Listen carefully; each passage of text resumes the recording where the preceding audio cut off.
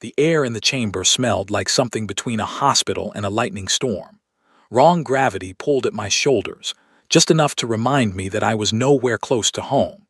I was standing in the upper observation ring of the Galactic Council's Grand Convocation Hall, the only human in a room built for 600 delegates from 41 recognized civilizations. My boots were the loudest thing in the room, and I had not moved in 11 minutes. Below me, the session was in its final hour. I had been sent as a witness, not a participant, not a speaker.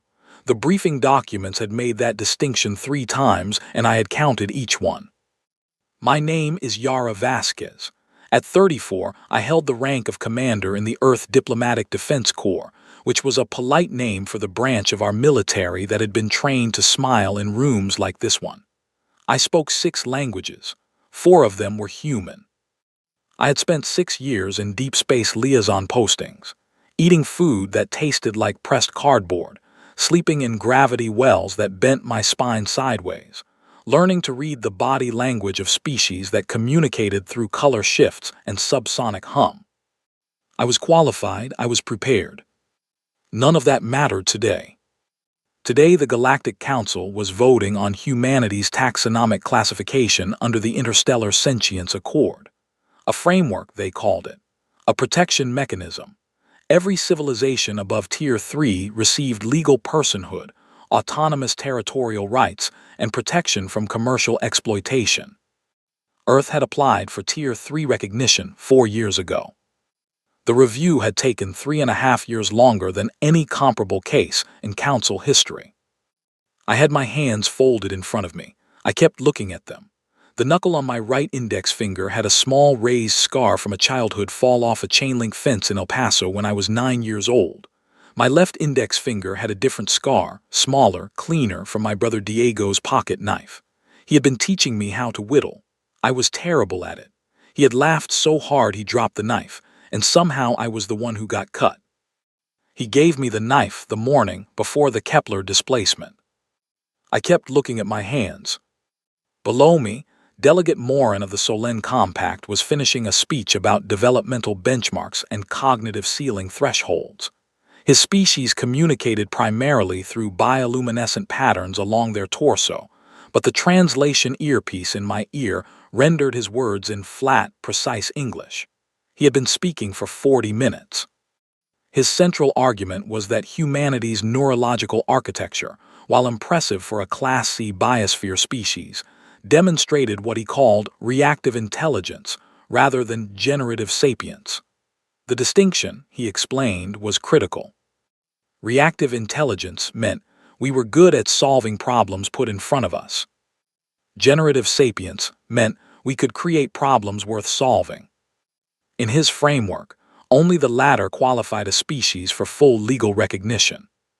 I had written 3 doctoral-level rebuttals to this exact argument in the past 2 years. None of them had been entered into the official record. Witnesses do not submit documents. Witnesses observe. I kept my hands folded. The vote came without fanfare. No dramatic pause. No long silence. Delegate after delegate registered their position through the chamber's biological interface. A touch of fin to panel, a color pulse toward a sensor, a directed sound burst into a receiver. 41 civilizations. The count ran on a display above the central floor. The resolution passed, with 37 votes in favor. Humanity was formally classified under taxonomic Tier 4, conditional sapience. Tier 4 meant smart enough to be useful, not smart enough to have rights. Tier 4 meant that the harvest licensing framework, the commercial exploitation treaty that 3 separate human advocacy groups had been fighting in council courts for 9 years, was now legally applicable to human labor, human biological material, and human territorial resources. It meant Diego had not been an accident. It meant Diego had been a preview. I did not move. I stood in the observation ring and I breathed the wrong air and I looked at my hands and I kept very, very still, the way my abuela had taught me to be still when something in the room wanted to see you break. The Vethkai delegate rose to deliver the formal classification statement. His name was Priyatva's. 7 feet tall, deep violet coloring along his neck ridges, the kind of physical presence that his species had spent 3,000 years using to end conversations before they started. He was the one who had drafted the Tier 4 resolution. I had read his name on the document so many times it had stopped feeling like a name and started feeling like a noise. He spoke in Old Gallic. Old Gallic was the ceremonial diplomatic language of the Council's founding species. It was not taught to non-Council members. It was not officially recognized as a language humans were expected to know. The Council operated on the quiet understanding that certain conversations could happen in that room without translation, because no one in the observation rings would understand a word. I had been studying Old Gallic for 6 years. Priyatva said, in the language he believed was private, "The animals are formally catalogued. We may proceed with the harvest licensing review." The delegate beside him, a pale aquatic species from the Vaya Shoals, made a sound that the translation matrix did not catch. A private sound. A sound between colleagues who had just finished a long and tedious piece of administrative work. I looked at my hands. The knuckles, the calluses along the base of my fingers from years of climbing and gripping and working. The 2 scars. I thought about Diego, 22 years old, dark eyes, bad jokes, and a laugh that made strangers turn around in restaurants just to see who was having that much fun.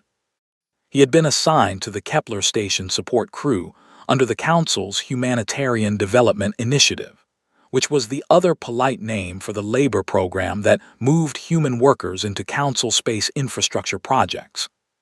The initiative's documents had described his posting as voluntary.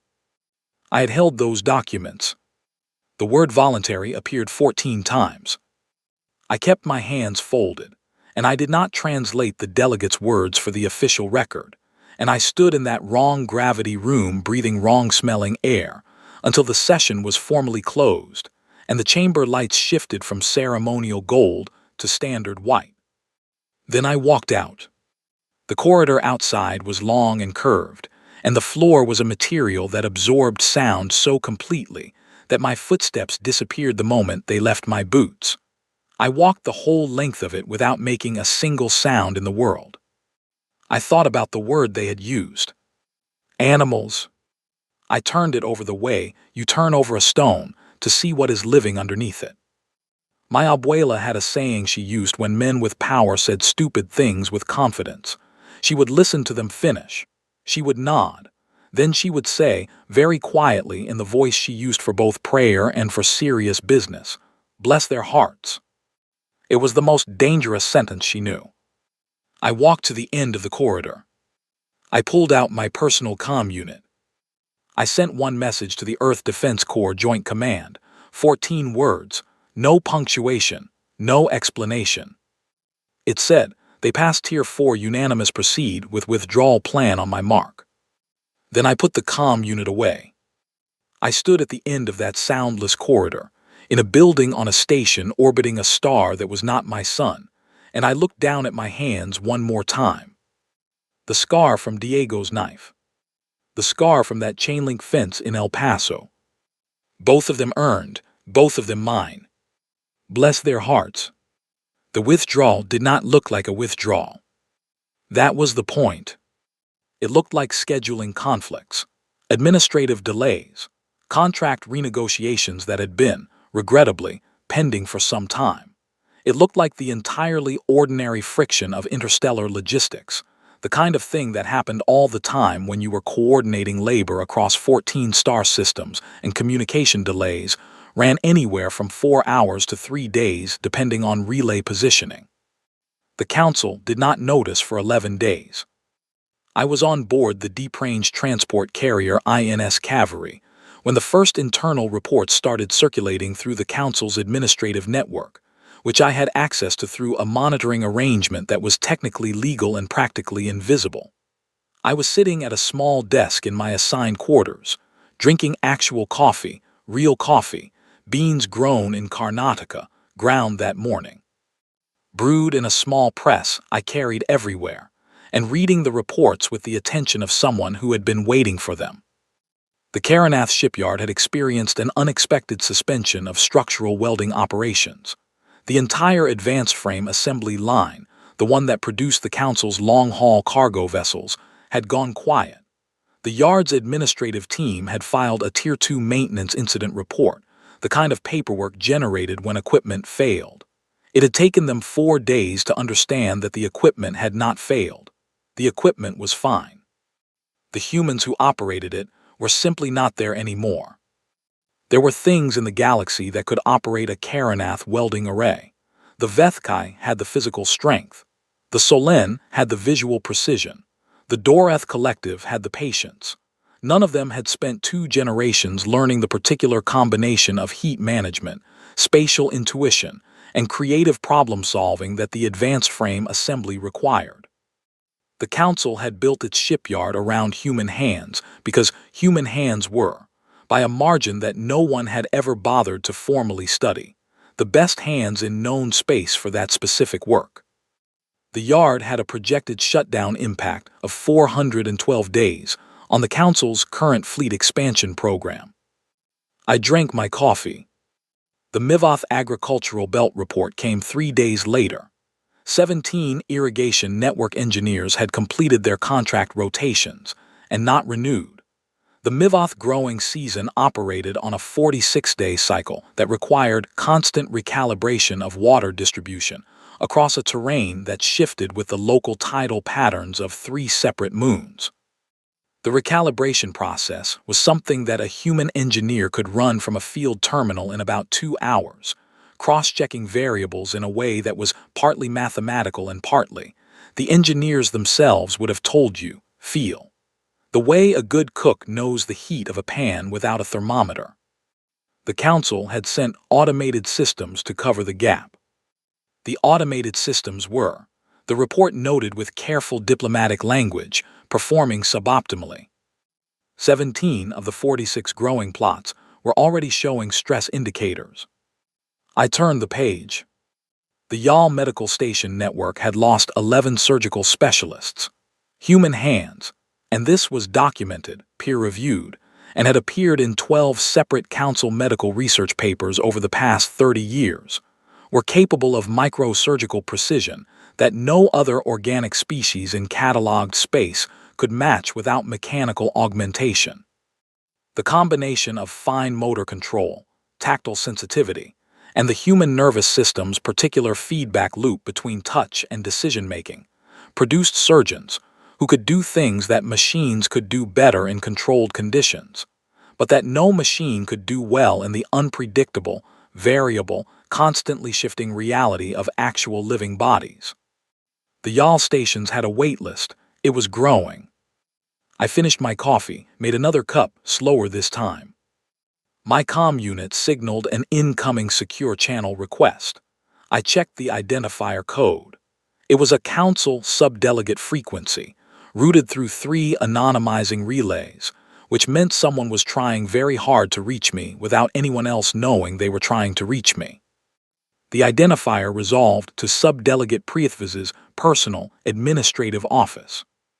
I accepted the channel. His image appeared above my desk, rendered in the blue-tinted holographic format the Council used for long-range communication. He looked smaller at this scale, and I noticed for the first time that his neck ridges, the violet ones he used to signal authority in person, had gone pale. A sign of stress in his species, I had read, the equivalent of a clenched jaw. He said in unified Gallic, the official Council trade language that both of us were supposed to be speaking. Commander Vasquez, thank you for taking my communication. I said in unified Gallic, of course, subdelegate. There was a pause. He was arranging words. I watched him do it. There have been some unexpected operational difficulties in several Council-integrated systems, he said. We are exploring the contributing factors, and it has been suggested that the recent adjustment in human labor contract rotations may be among them. I said, that sounds like a significant situation. It is developing, he said, the pause again, longer this time. We believe that there may have been elements of the recent classification review that were handled with insufficient consideration of the full operational context. I let that sentence exist in the air between us for several seconds.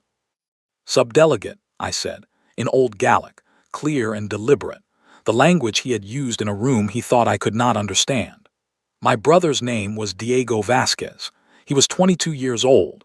He was assigned to the Kepler Station support crew under your Humanitarian Development Initiative in the third year of the classification review period.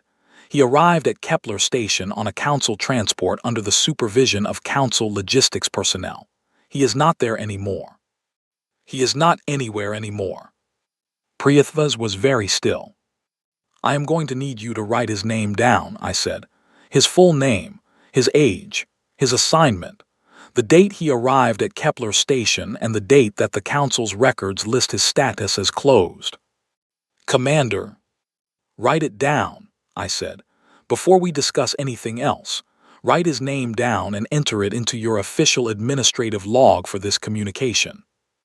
The silence that followed was different from the other silences. It had weight. It had the specific texture of a large and confident thing realizing, for the first time, that the room it was standing in was not the room it thought it was standing in. He wrote the name down. I watched him do it. Thank you, I said. Then I ended the call.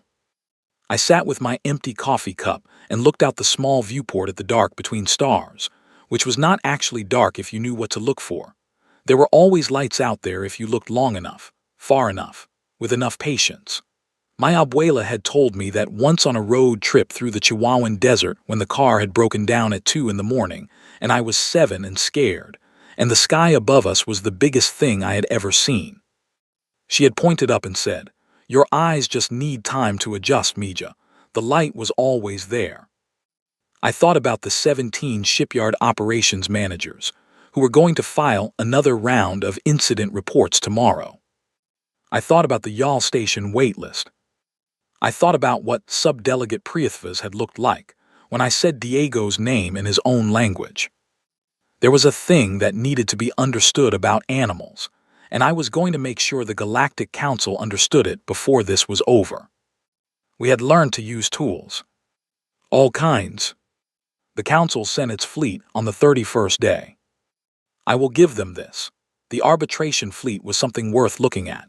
3 carrier formations, each one built around a vessel that the Council's military architects had spent decades perfecting. Long, recursive hull designs that distributed impact across nonlinear stress geometries. Weapons arrays calibrated for simultaneous multi-vector engagement. Communication systems that could maintain coordination across a combat sphere 3 light minutes in diameter. The Vethkai had a word for this fleet, Rithaval. It translated roughly to the thing that ends arguments. I stood in the tactical planning room on board the INS Cavalry and looked at the fleet's approach trajectory on the main display, and I thought, they built this to fight the way they fight. That was their mistake. I had a paper map on the table in front of me, an actual paper map, printed on physical paper, of the Kepler transit corridor and the 3 approach vectors the fleet was most likely to use based on our projection models.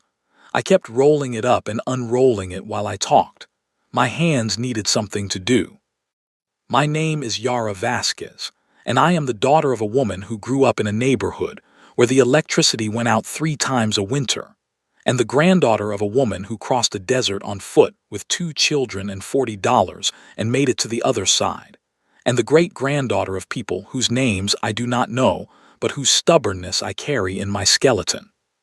We were not a family that had ever fought from a position of strength. We were a family that had fought from whatever position we were already in. The Council's military doctrine I had spent 6 months studying before any of this began, was built entirely on the assumption that conflict was a declared, visible, symmetrical event. You massed your force. The other side massed their force. Forces met. The larger, better-equipped force won. The logic was clean, elegant, and had worked reliably for 2,000 years of Council military history.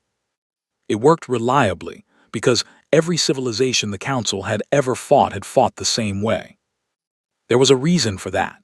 The civilizations that had reached spacefaring level in Council space had almost universally evolved from apex predators, species that had sat at the top of their planetary food chains for millions of years, that had never developed the neurological relationship with vulnerability that comes from being someone else's dinner. They fought the way predators fight, openly, from strength, in direct confrontation. Humans were not apex predators. We were, for most of our evolutionary history, mid-range omnivores who were slower than most things that wanted to eat us, weaker than most things that wanted to eat us, and lacking in the natural armor, venom, or sensory apparatus that other prey species had developed for survival. What we had instead was a very large brain and a very specific kind of problem.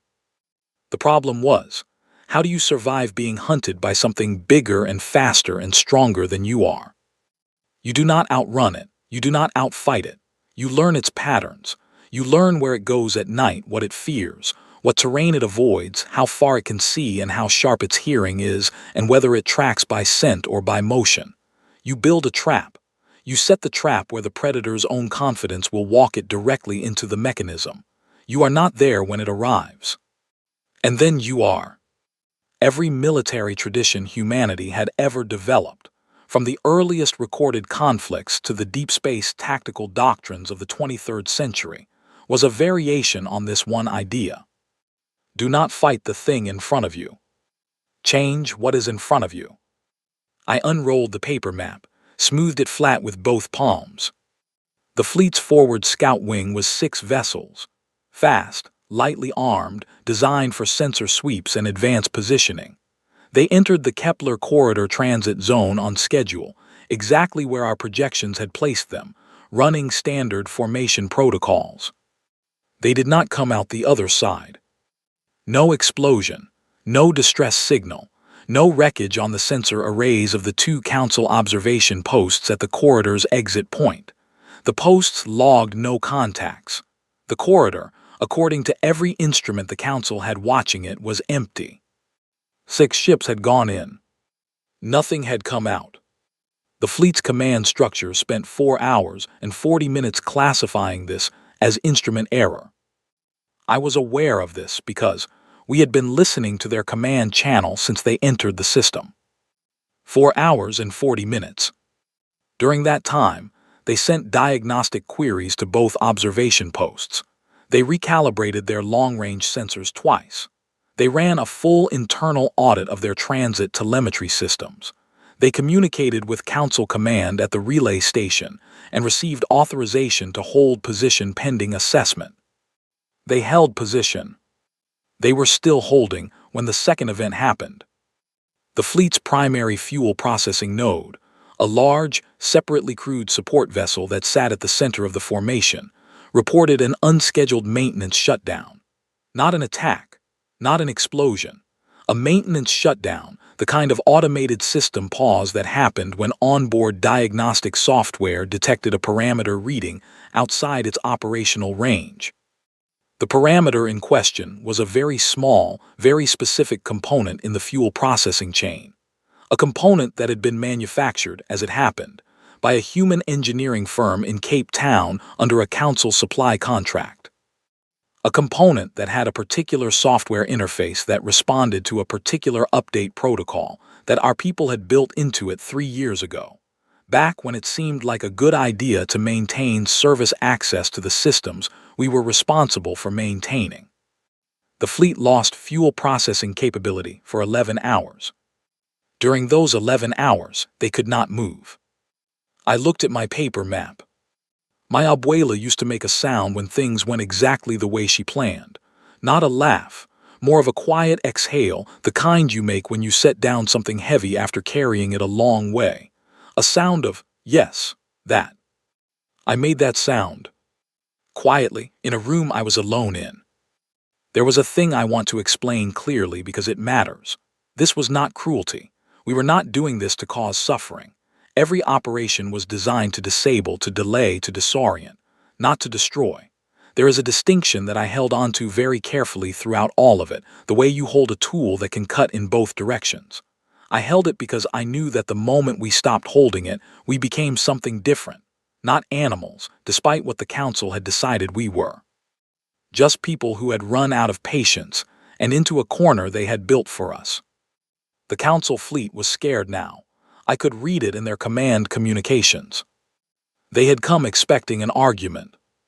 What they found was an empty corridor, and a ship that would not move, and 6 vessels that were simply gone, as if the dark between stars had reached out and quietly decided it needed them more than the fleet did. They did not know where we were. That was the second gift after doubt. The first gift was time to doubt themselves. The second gift was not knowing where the danger was. The third gift, and this was the one that would matter most, the one that would do the deepest work, was the understanding, slowly arriving in the mind of the fleet's commanding officer, that they were not hunting us. They never had been. We were hunting them. And we had been doing it since before they arrived. On the 44th day, I was sitting in a field operations center that had been assembled inside what had been, 14 months prior, a council-contracted mineral survey station on a small, cold moon in the outer reach of the Kepler system.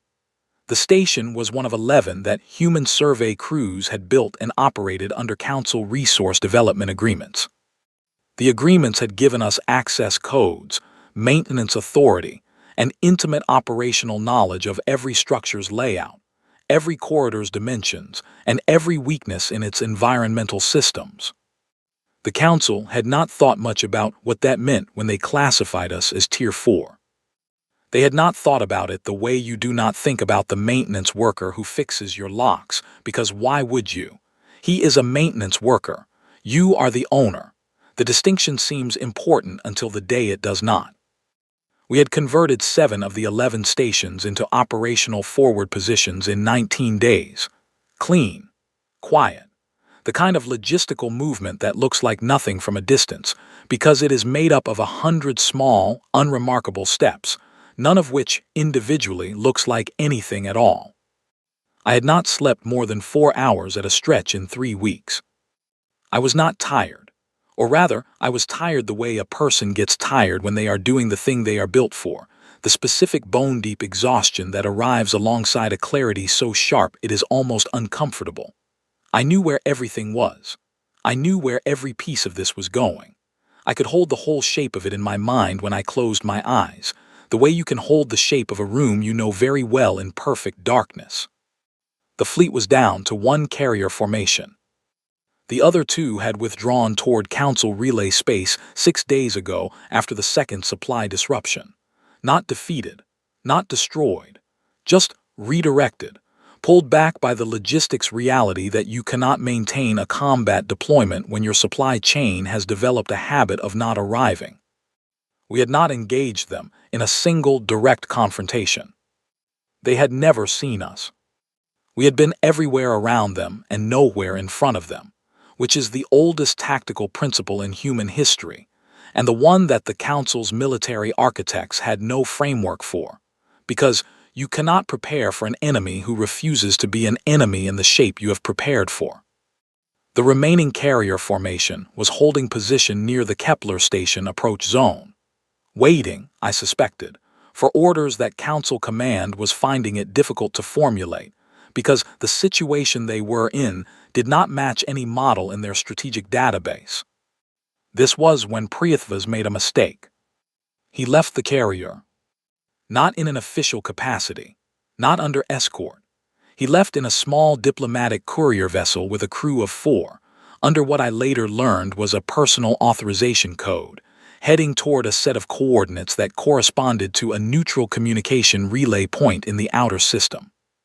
I believe he intended to reach out to our command through back channels, to open a conversation that his official position made it difficult to open through official means. The problem was that we had been monitoring every vessel movement in the system for 3 weeks. I sent a 2-person retrieval team. They found the courier vessel at the relay point, systems nominal, crew uncomfortable but unharmed, and Prithvas in the vessel's small communications room with the look of a man who has been thinking very hard about what to say when the door opens. The door opened. I was not part of the retrieval team. I met the vessel later at the forward station when it came in under escort. I want to describe what I felt in that moment because I have thought about it many times since, and I want to be honest about it. I had carried Diego's name for 4 years with a specific quality of weight, the kind that does not get lighter because you adjust to it, you just get better at carrying it. It is always there. You reach for things and it is there.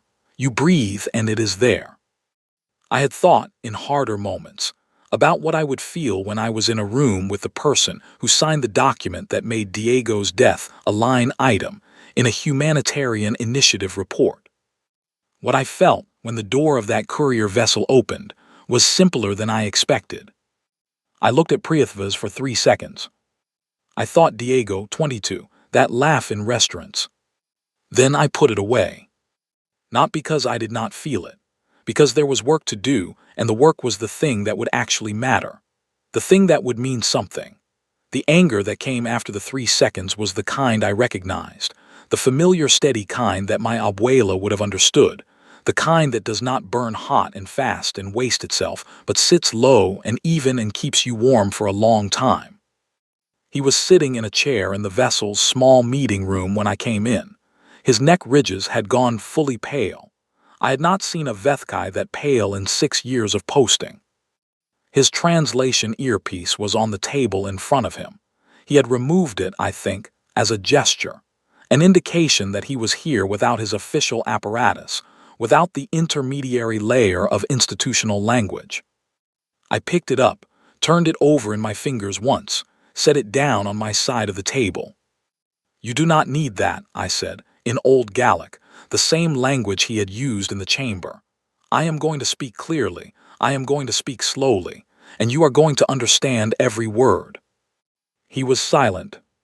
"We did not come here to end the council," I said. "We did not come here to take anything that does not belong to us. We came here because you built a framework that made our people into resources, and you used that framework, and people are gone because of it. My brother is gone because of it. And the only path through this for both of us is the one where you sit across from me and we discuss what happens next." He said quietly in Old Gallic, and his accent was impeccable, which told me he had been listening to my language for longer than he had admitted.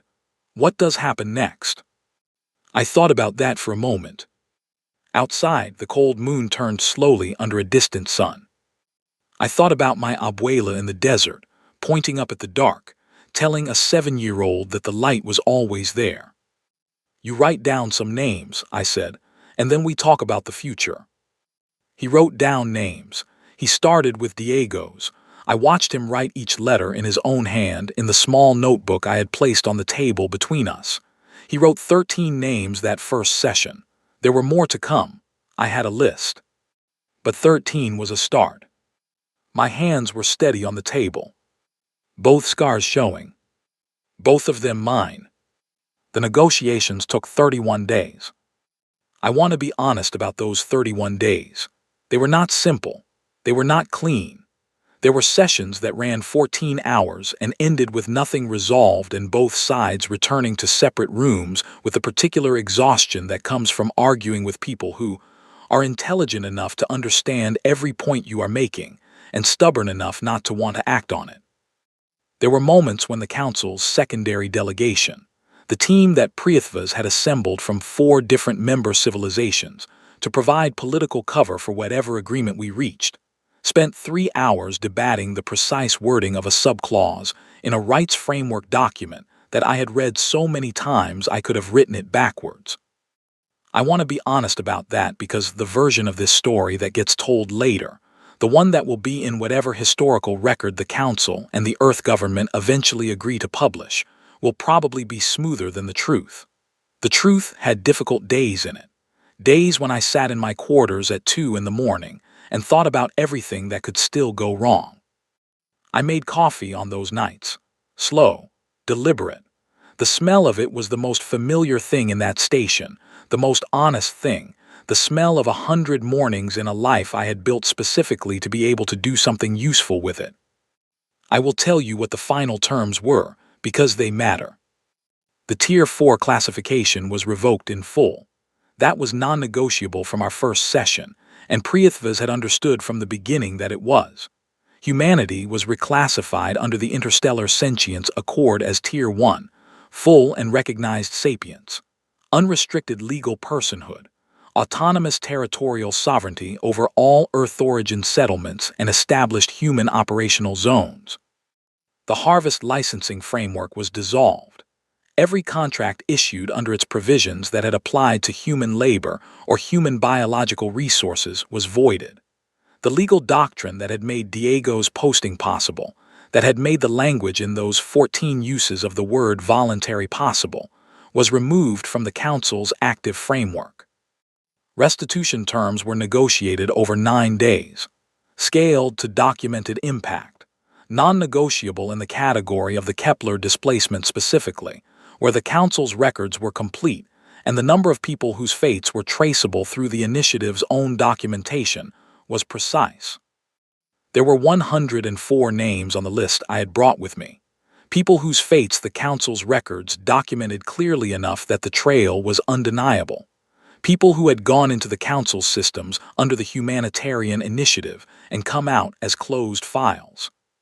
Each name was entered into the official record of the negotiations. Each name was acknowledged by the Council's delegation as a person, not a closed file, not a Tier 4 incident, a person with a full name and an age and a last known assignment. Diego was first on the list. I had put him first. On the 31st day, in a room that had been set up in the forward station's largest operational bay, our terms, our gravity setting, air that smelled like recycled station atmosphere and coffee, which was entirely my doing.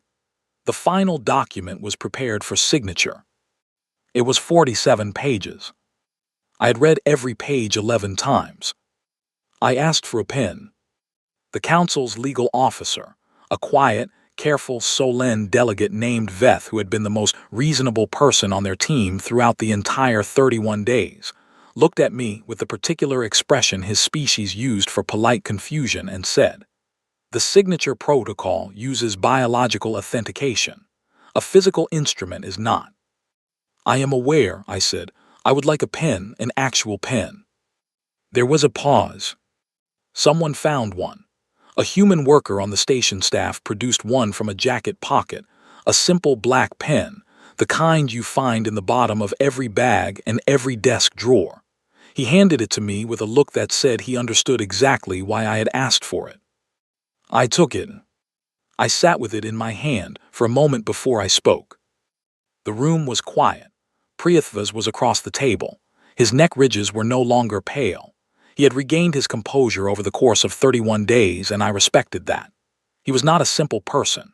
He was not stupid, and he was not purely cruel.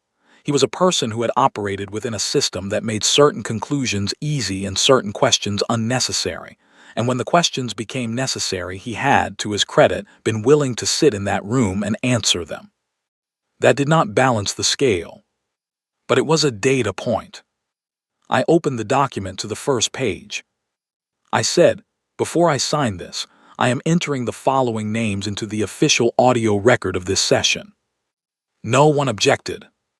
I read the list, all 104.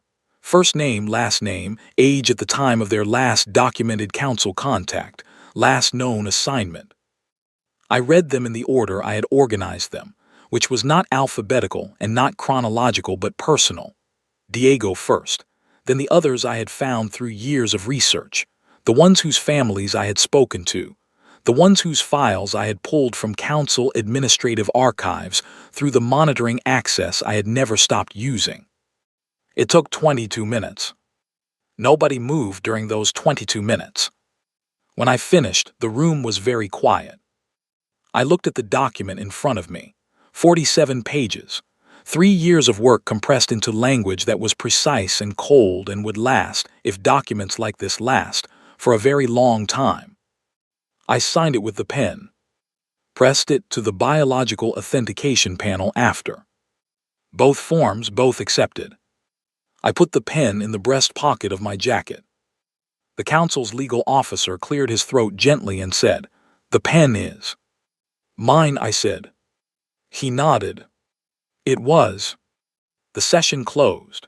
The room began to move, the particular organized dispersal of a formal proceeding reaching its end, people gathering documents and communicating in low voices and performing the small administrative rituals that follow large events.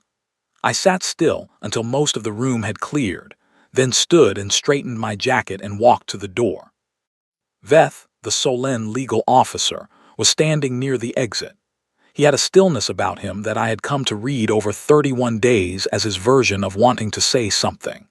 He communicated in color shifts, and the light amber he was currently producing along his left forearm was the shade he used when something mattered to him.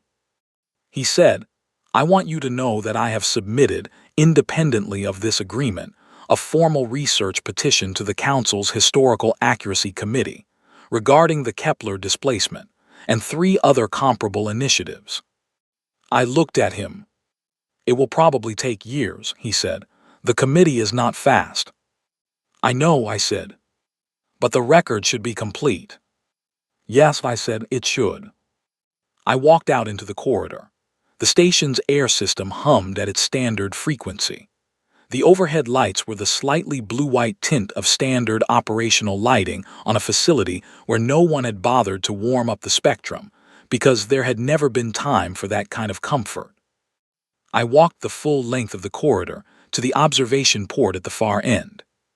The Kepler system star was a warm yellow point in the near distance, the kind of star that would have been called sun-like in old Earth astronomy catalogs, the kind that showed up in early Search for Life surveys as a promising candidate, because its light spectrum fell in the range where certain kinds of life tend to happen. Diego had been out here under that star. I stood at the window for a long time. I thought about my abuela in the desert when I was 7, standing outside a car that would not start in the middle of the night in the middle of nowhere, pointing up at a sky full of stars and telling me that the light was always there. My eyes just needed time to adjust. I thought about Diego's laugh, the way it turned heads in restaurants. I thought about all the things he would have said about this, about all of this, the improbable, exhausting, 31-day negotiation that had just ended in a room on a cold moon where the air smelled like recycled atmosphere and coffee, with a pen in my pocket. He would have said something funny, something so perfectly, precisely funny that I would have been furious at him for making me laugh at the wrong moment. I did not laugh, but I smiled, small and private, with my forehead almost touching the cold glass of the observation port and the Kepler star burning quietly in the distance. The pen was in my pocket. The names were in the record. The document was signed. We had not waited to be recognized. We had never been waiting for that. We had been waiting to see whether they would make it necessary to prove something, and they had made it necessary, and we had proven it. And now the proof was 47 pages of legal text in a council archive that would exist long after everyone in that room was gone. I breathed. The star burned. I put my hand against the glass, palm flat, both scars showing, the one from the fence in El Paso, the one from Diego's pocket knife. And I stayed there until the cold of the viewport moved through my palm and into my wrist and up my arm, and the feeling was sharp and clean and completely, undeniably real. Then I pushed off the glass, turned around, walked back down the corridor toward the operational center, where there was work to do, where there was always work to do, where the next thing was already waiting in the patient way that the next thing always waits. The pen stayed in my pocket. It was going home with me.